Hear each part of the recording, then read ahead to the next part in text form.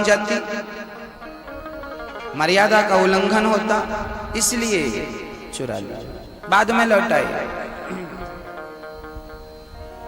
यज्ञ पत्नियों पर बड़ी कृपा करी है भगवान ने, बड़ी कृपा, दर्शन दिया है यज्ञ पत्नियों को भगवान ने, सबको आनंदित किया है। और वरहा पीडम नटवर बपु कर्णयो कर्णिकारं बिभ्रद्वासः कनक कपिशं वैजयन्ती चमाला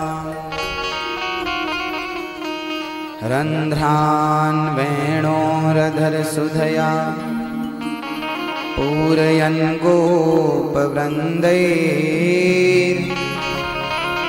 वृन्दारण्यं स्वपदिरमणम् प्राविशद्गीतकीर्ति।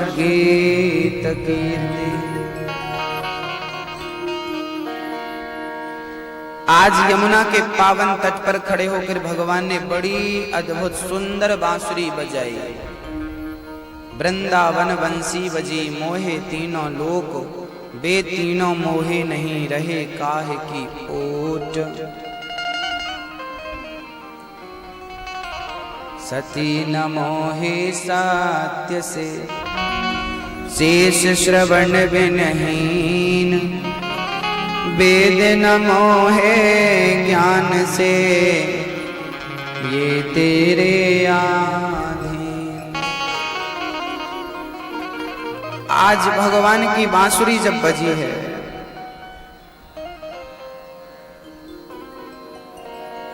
शरद पूर्णिमा का पर्व आ गया। आज भगवान को लगा कि कुछ करना चाहिए। गोवर्धन उठाने के बाद भगवान ने की दिव्य लीला करी है। नंद बाबा को वरुण देवता चुरा कर ले गए, वरुण लोक से लाए। ब्रजवासियों की जिद पर सारे ब्रजवासियों को वृंदावन का दर्शन, वैकुंठ का दर्शन कराया। आज शरद पूर्णिमा आ गई, भगवान का मन हुआ चलो रास रचाते हैं। गोपियों के संग आज उनकी जो मन की भावना है, मन की कामना है, मन की इच्छा है, तमन्ना है, आज उसे पूरा करते हैं। शरद पूर्णिमा का चांद चारों तरफ बिखरा था, प्रकाश था, पुष्पों पर भौरे गुंजार कर रहे थे, यमुना का जल कल कल कल कल कल कल कल कल करके बह रहा था। जमीन की घास इतना सुख दे रही थी, सारा कष्ट जा रहा था, दुख जा रहा था। भगवान पिता रात्रि शरदोत फुल मल्लिका, वीक्षरंतुम मनश्चक्रे योग माया मुपाश्रिता। आज भगवान ने योग माया का आश्रय लिया। स्वर्ण के आभूषण बनते हैं तो टाका लगाने के लिए दूसरी धातुओं का सहारा लेना पड़ता है, मिलावट करनी पड़ती है। आज भगवान की पवित्र लीला में भी माया का आश्रय लेना पड़ा, माया की जरूरत पड़ी। योग माया मुपाश्रिता। ईश्वर कोई भी काम करते हैं माया को साथ में जरूर रखते हैं। यमुना के पावन तट पर आज भगवान खड़े हो गए, अपनी गोपियों को याद करने लगे।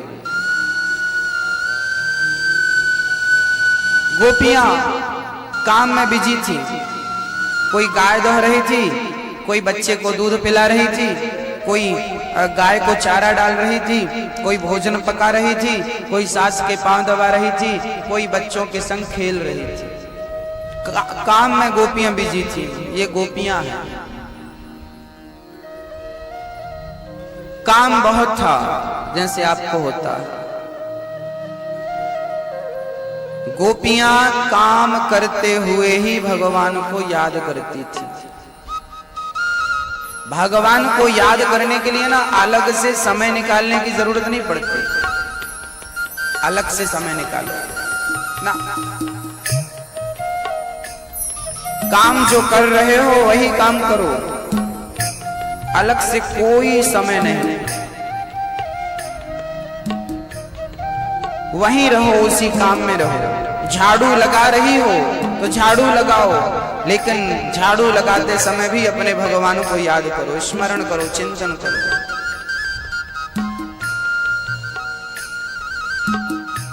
एक माँ बर्तन धुलते धुलते अपने बेटे का ख्याल रख लेती है कि नहीं? छोटा सा बेटा है, 3 महीने का है, बर्तन धुल रही है, लेकिन चिंतन किसका हो रहा है? अकेला लेटा है, गिर ना जाए, रो रहा, सुनती रहती है। बच्चे की हर हलचल पर वो ध्यान रखती है, कान लगाए रहती है वहां। बर्तन धुल रही है पर ख्याल बच्चे का है, कपड़े धुल रही है, ख्याल बच्चे का है, भोजन बना रही है। बताइए, आप तो माँ हो, जब आपका बेटा बहुत छोटा सा था तब आप हर काम करते हुए अपने बेटे को याद करती थी कि नहीं? भूलती थी क्या? छोटा सा बच्चा है, माँ का दूध पीता है, क्या उस बच्चे को माँ कभी भूलती है? अरे रात के 2 बजे माँ बहुत गहरी नींद में सो रही है और उसी समय बच्चा यदि करवट बदलने लगे और यदि कुछ हलचल करने लगे, हल्का सी आवाज लगाए, तो गहरी नींद से जागकर बच्चे को थाप देने लगती है, सुलाने लगती है, चिपका लेती है, हृदय से लगा लेती है।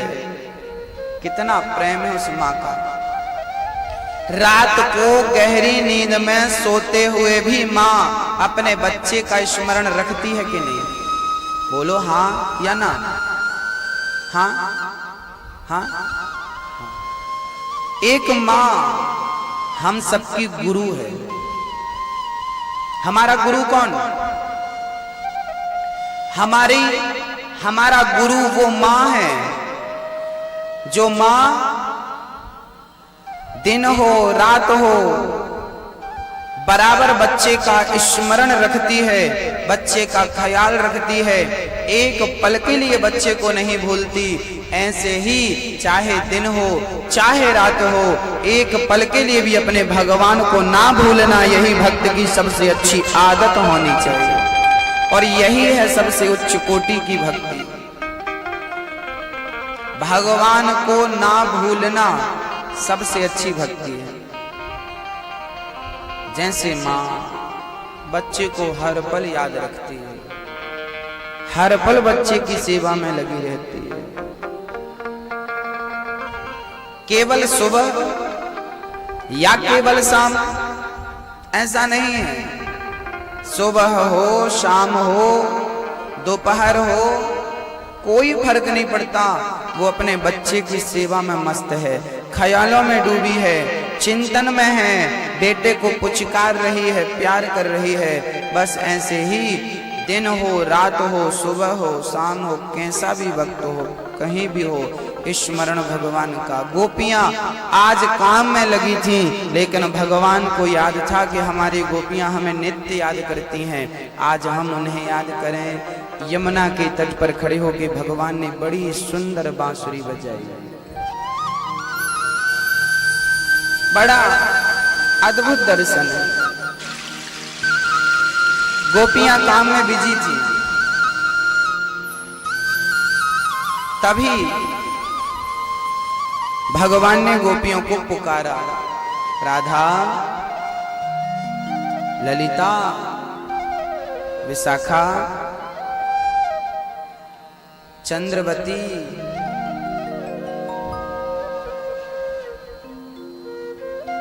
अनेक अनेक सखियों का नाम ले लेकर के भगवान बुला रहे हैं। नंदा, सुनंदा, आओ। सारी गोपियां अपने काम में बिजी थीं और आज भगवान ने बांसुरी बजाकर सबको बुलाया। एक सखी गाय दौड़ रही थी, जैसे ही बांसुरी कान में सुनाई पड़ी, वैसी गाय को वहीं छोड़ा, दूध को वहीं छोड़ा, पात्र को वहीं छोड़ा और दौड़ पड़ी वैसी हालत में। देर नहीं करी सखी ने, दौड़ पड़ी। एक सखी अपने घर में भोजन बना रही थी, अभी भोजन बना नहीं, चूल्हे पर चढ़ा हुआ था और जैसी बांसुरी सुनाई पड़ी, ना चूल्हे से उतारने का ख्याल, ना आग बुझाने का ख्याल, दौड़ पड़ी श्याम सुंदर से मिलने के लिए। गोपियों का प्रेम किस तरह था वो आपके सामने है, बहुत ध्यान से सुनिएगा।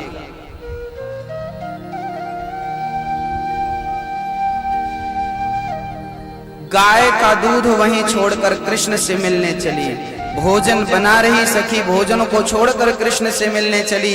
अरे भागवत में लिखा है एक माँ अपने बच्चे को दूध पिला रही थी और अभी बच्चे का पेट भरा नहीं, बच्चे को दूध पिला रही थी, उसी समय बांसुरी सुनाई पड़ी, बच्चे को वहीं छोड़कर श्याम सुंदर से मिलने के लिए चल पड़ी।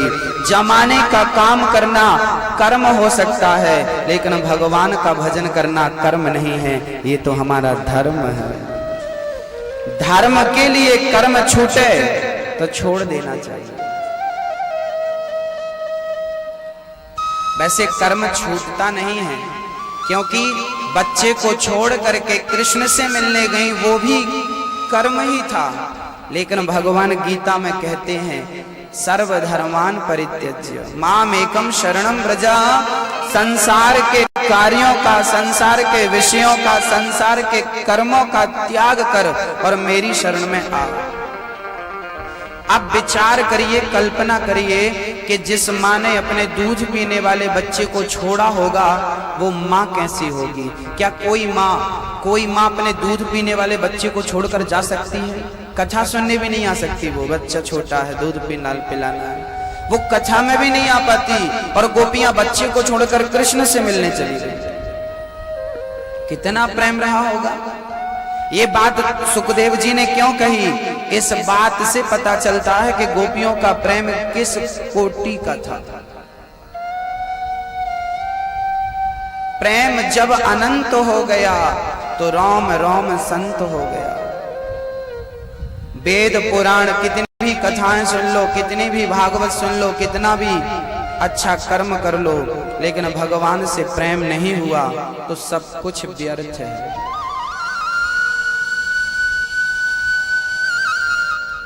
सब कुछ व्यर्थ है। यदि भगवान से प्रेम नहीं हुआ तो एक पिता ने अपनी बेटी के विवाह में 5 करोड़ रुपए खर्च किया।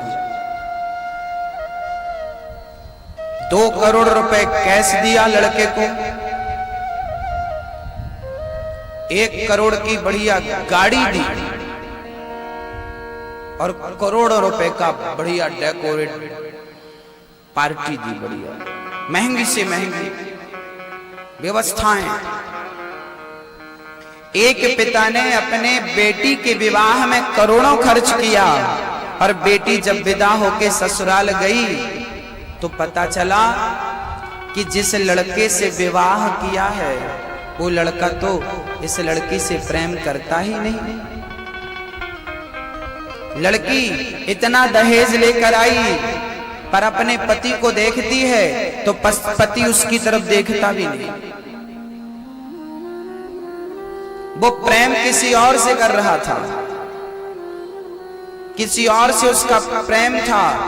अब बेचारी इतना दहेज लेकर आई, इतना खर्चा किया, किस लिए?